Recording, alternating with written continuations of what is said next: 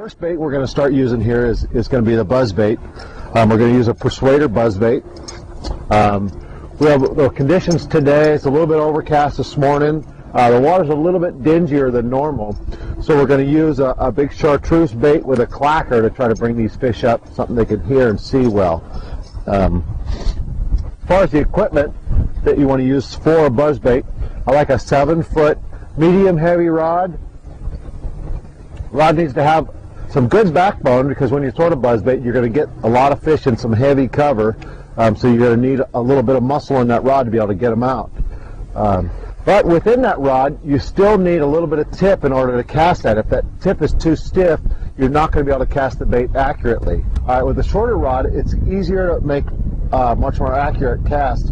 But a longer rod, you can make longer casts. You can control the fish a little bit better. I like a 7-foot rod. It kind of gives me the best of both worlds. I still have enough rod to control the fish. I can make a big long cast, and I can still make accurate casts. I like a 6-to-1 reel, especially with a buzz bait, because you have to reel the bait pretty fast to keep it up on top of the water.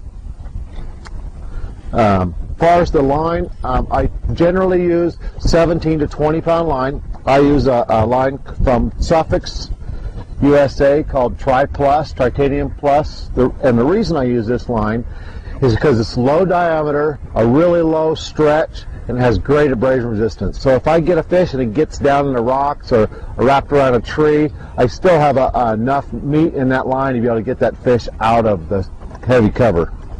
All right, the way we're going to attach this is with a Palomar knot. And the way I do it is I'll just take my line and then I just grab it with my finger and double it over. The easiest way for me is to hold it in my mouth, not with your teeth because you don't want to mar the line, but just to hold it. And then I'm going to set the bait on top of the line between the two,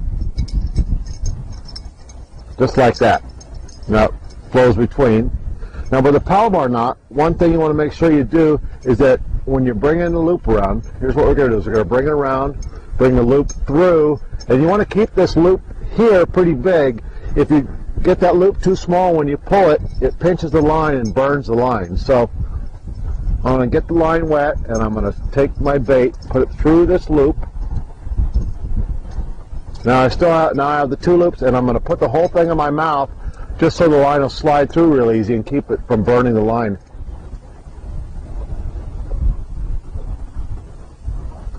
And when you pull it through, it should feel it slide through nice and easy.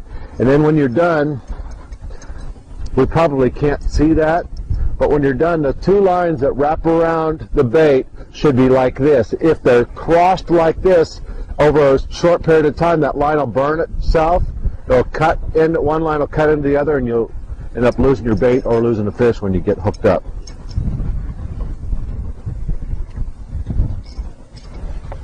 Now, just about ready. Now, another thing you want to do is make sure you adjust your reel right so you get the maximum amount of casting distance with the least amount of bird's nests. So what I do is I'll open the bail and I'll tighten up the spool tension right on the side of the reel here, okay? And what that'll do is now it'll be tight and the bait won't move. And I'm going to back this thing off just to where the bait's going to slide down real nice and smooth. Now I'm ready. The spool's nice and tight. And throughout the day, with the different changing conditions, we may change the reel settings so we can cast a little bit better. But let's fish. Key to throwing this buzz bait, because it's topwater bait, is to get up on top of the water and to get it up on top of the water right away. So what I'm going to do is I'm going to make a cast, and before the bait hits the water, I'm going to stop the reel with my thumb and I'm going to start cranking. And what that does is it stops the bait and it gets it up on top of the water right away. So you'll notice, going to do it out, throw it out, and right before that bait hits the water, I'm reeling. So that bait wasn't underwater even a split second. Get it up, start reeling. You'll notice that bait never went underwater. Now the lazy guy hose it out, reels it, and gets it coming back just about like that. And you'll notice that bait was underwater about 1.5 feet. And a lot of times, well, when you're fishing a buzzbait, not a lot of times, we'll back up a second. When you're fishing a buzzbait, You're fishing on top, and most of the time you're fishing really close to shore. You're fishing for those fish that are up aggressive, up chasing bait or eating crawdads or whatever they're doing. They're up and active right on the bank. So if you're not getting your bait up on top of the water, you're going to miss a few fish, and you're going to get less strikes. So you need to get the bait up on top of the water right away. Not a bait you really want to be too lazy with. And with doing that, when I'm casting a buzzbait, I'm doing a little underhand roll cast. I usually use two hands, and I roll it like this, or a backhand roll cast like this. And what that does is that either one, it has a low trajectory to the water. That was the backhand. The front underhand roll cast, like this, has a low trajectory to the water. With that little underhand roll cast, I'm stopping the bait right there. It hardly makes a splash at all. So another key is if you throw the thing up and it makes a big giant splash when it hits the water, I feel it's going to spook a few more fish. So the quieter the entry, the better the presentation, the more fish you're going to catch. So same thing with a little backhand roll cast. Throw it out, get it started. Hardly makes any splash.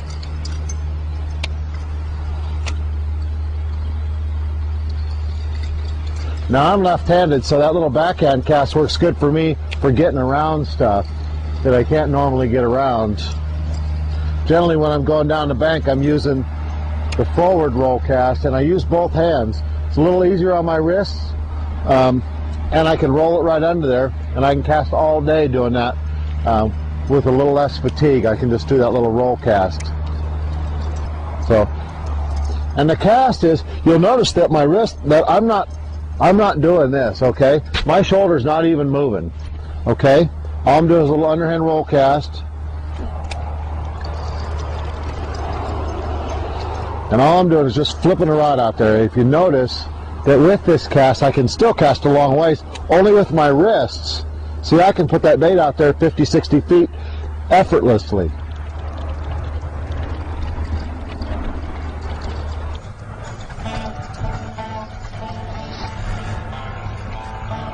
Little guy.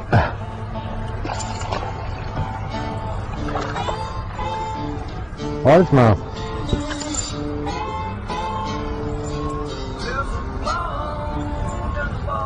Cute little guy, huh?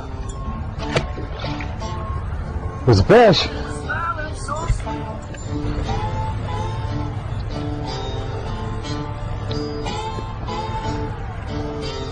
A beaver. Don't worry about it.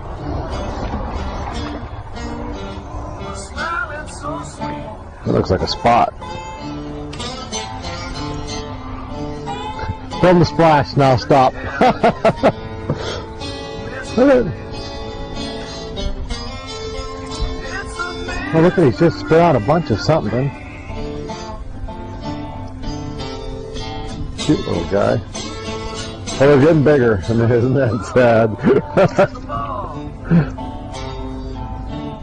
Now, if you can see, we're up here in Upper Delta in the Sacramento River fishing for smallmouth. Now, if you can see the way the bank cuts in and cuts out and cuts in and cuts out, and if I'm not sure if you can see it for the camera, but the current is changing with each little bend, and that's where these little smallmouth, hopefully bigger smallmouth, are going to hang out in all these little bends. So that's what you want to look for. If you're going down here and you just see a flat, straight bank, I pretty much stay off of those. You want to look for the inside bends and something that's going to detour the current where the fish can sit, because smallmouth, like the rest of the bass family, are ambush-type predators. They're going to be sitting behind something where the current changes, where it's going to bring the bait to them, where they don't have to swim too far. Just as we said that.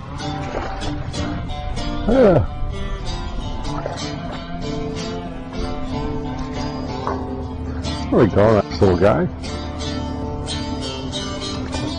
Whoa! Excuse me.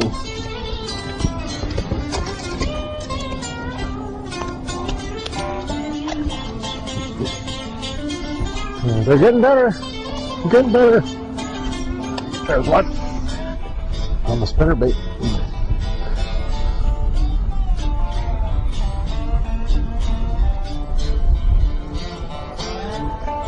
Now look where this fish is hooked. Even though it's not a big one, let's see that he is in the trailer hook. If I didn't have this on, never would have got him, and that's the way about 90% of these smallmouth are. So what I do on this is the best spinnerbait to use up here for these smallies. Southern Shad Assassinator Crusader spinnerbait. And I use a number 2 Eagle Claw Kale Series hook on the back. I use a spinnerbait grommet to hold it straight, and I make sure I hook the hook one point down, and I leave all the hooks on it. And like I said, 90% of the fish are going to be on this treble hook.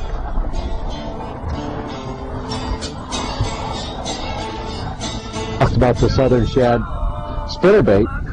Well, then I throw a white helix, and if you notice, it looks pretty darn close to the same as that spinnerbait. So what I'm going to do is I'm going to throw this helix out in the same spot where we just caught that smallmouth, see if we can get another one.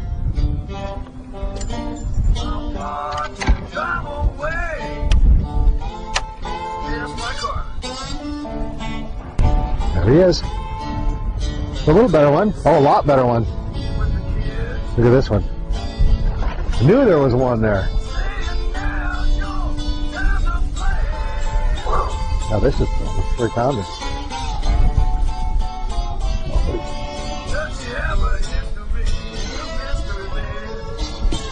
That's a nice smallie.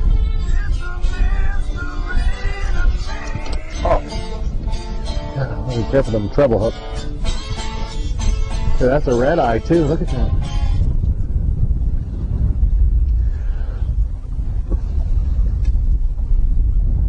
You see what I did when I figured out back there is that they weren't hitting it when I was just retrieving, so I was retrieving and stopping and going and stopping and going, and he came up and whacked it when I stopped it.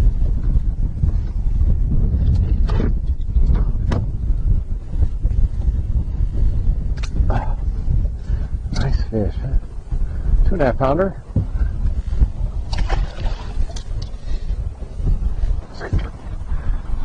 Knew there was a fish there. Come up and hit it right at the boat when it stopped. You're getting better. Now, this looks like a spotted bass. Let's find out. The best way to get the crankbait out is to grab them by the ears, and that pretty much paralyzes them. A little easier with largemouth. They're not quite as slippery as a smallmouth spots.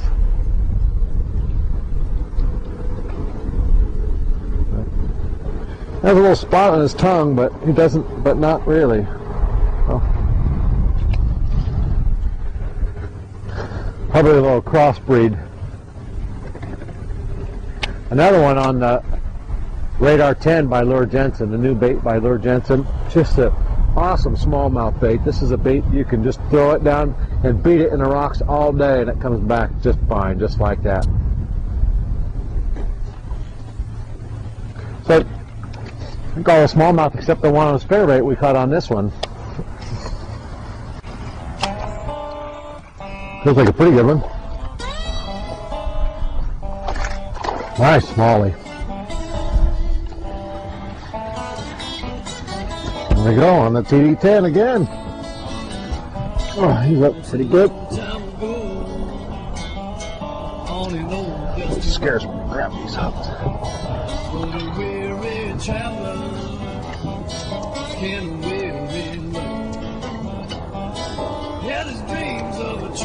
Same retrieve. Now this is a spotted bass for sure. He's got a big spot on his tongue, a little patch right here, a little patch. There's a spotted bass in the delta. Looks just like a smallie though.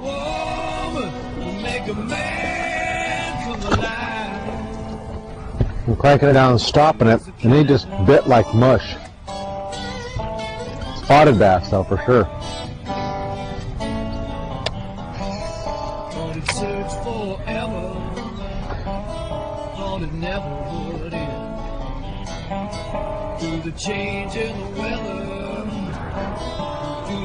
They're not very aggressive. Oh, that was one. Come off. But I mean, none of them, you know, usually when you come up here and fish with smallmouth, you feel it in the bites like, bam! You're like, Jesus! But these bites have been just like mush. You stop it, and all of a sudden you just have one. So, I'm sure it's got to be this weather. This is the third day into this cooling trend we've had. Supposed to start warming up today.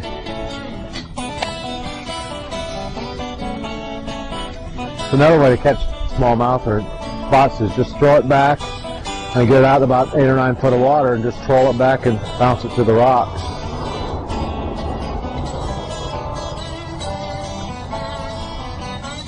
I'm about 12 foot of water now.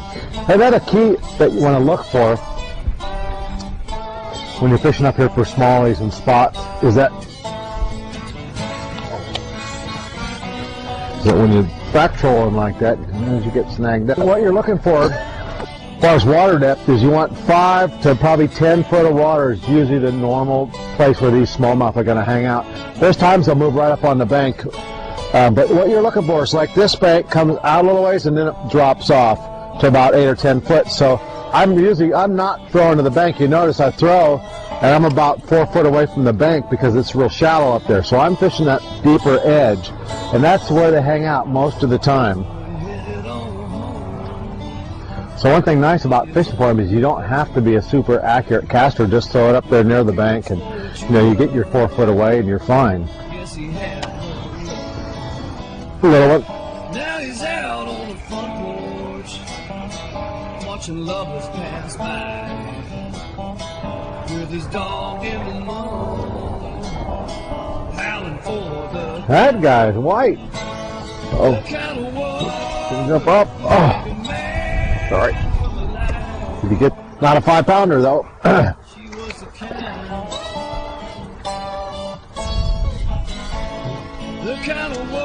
It might be a spot.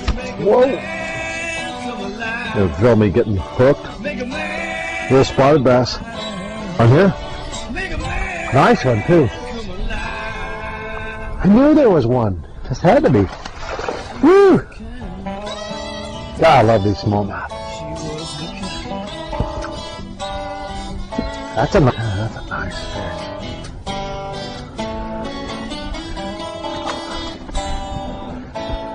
Well, it's 4 over 2 and it's not even 10 o'clock.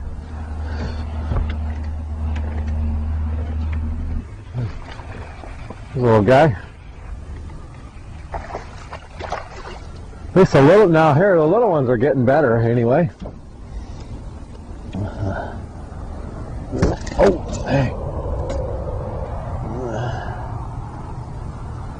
Grab by the ears and it paralyzes them. Another little spotted bass. Yeah, I've drop shot a few of them. Split shot seems to work better. Gotta use a pretty small split shot so it just drifts with the current, otherwise it gets caught up down the rocks. What's different about this part of the delta rather than the rest of the delta, and I think the reason why it holds smallies, is that here the rocks go all the way down to about 10, 15, even 20 feet deep sometimes.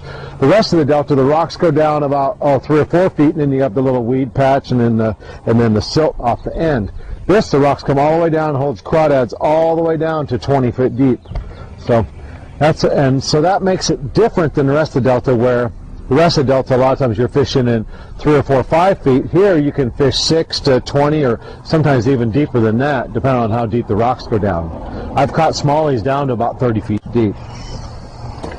Right here where we caught this fish, that nice smallmouth, it's just a little bit something different. We have a little point coming out and it comes underwater, and it's only about 5 foot deep, and then it drops off the back, and that fish was in a 5 or 6 or 7 foot of water off the back side of that. So really what you're doing when you're up here fishing, you're just really looking for something different, something that's going to hold a fish, just like you would in any kind of lake, except here you have current to position these fish.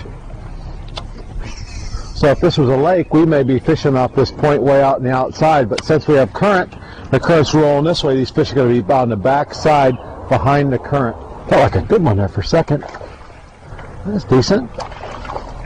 He hit, that fish hit like a smallmouth. He whacked it.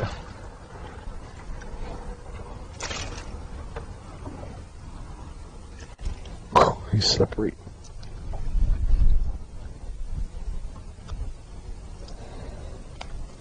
Not big, but it's decent. A little red eye. He whacked it hard though. That was cool.